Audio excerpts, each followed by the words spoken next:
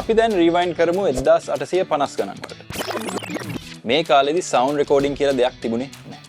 සින්දුවක් අහනවා නම් කොන්සර්ට් එකකට යන්නම වෙනවා. නැත්තම් ඔයාම ඉන්ස්ට්‍රුමන්ට් එකක් ඉගෙනගෙන ප්ලේ කරන්න. හැබැයි 1857 දී එඩ්වර්ඩ් ලියොන් ස්කොට් ඩෙ මාර්ටින්විල් කියලා ෆ්‍රෙන්ච් ඉන්වෙන්ටර් කෙනෙක් ෆෝනෝऑටෝග්‍රාෆ් කියලා ඩිවයිස් එකක් ගෙනාවා.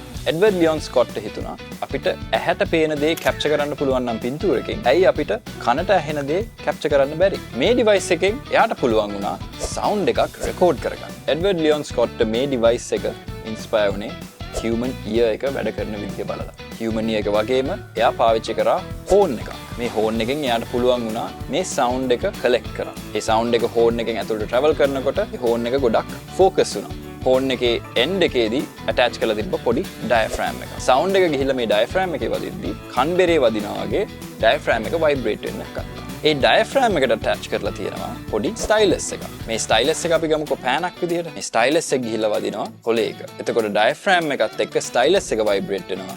ඒ වයිබ්‍රේට් වෙන ස්ටයිලස් එක ලස්සනට සවුන්ඩ් වේව් එක අඳිනවා අර කොල කැලේ. එතකොට ටෙක්නිකලි අපි බැලුවොත් සවුන්ඩ් එකක් රෙකෝඩ් වෙලා තියෙනවා. එඩ්වර්ඩ් ලියොන් ස්කොට් ඉන්වෙන්ට් කරපු ෆෝනෝऑටෝග්‍රාෆ් එකේ විෂුවල් රෙප්‍රසන්ටේෂන් එකක් විතරයි අපිට ගන්න පුළුවන් වුණේ සවුන්ඩ් රෙකෝඩින් එක.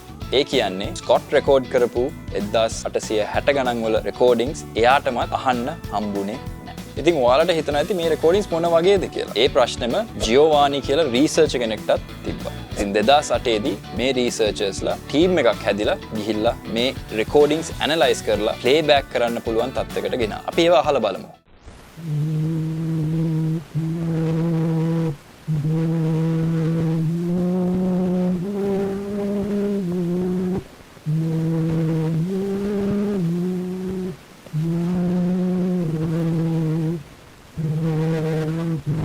ගොඩක් අය දන්නේ පළවෙනි රෙකෝඩින් ඩිවයිස් එක විදිහට තොමස් එඩිසන්ගේ ෆෝනෝග්‍රාෆ් කියන ඉන්වෙන්ෂන් එක.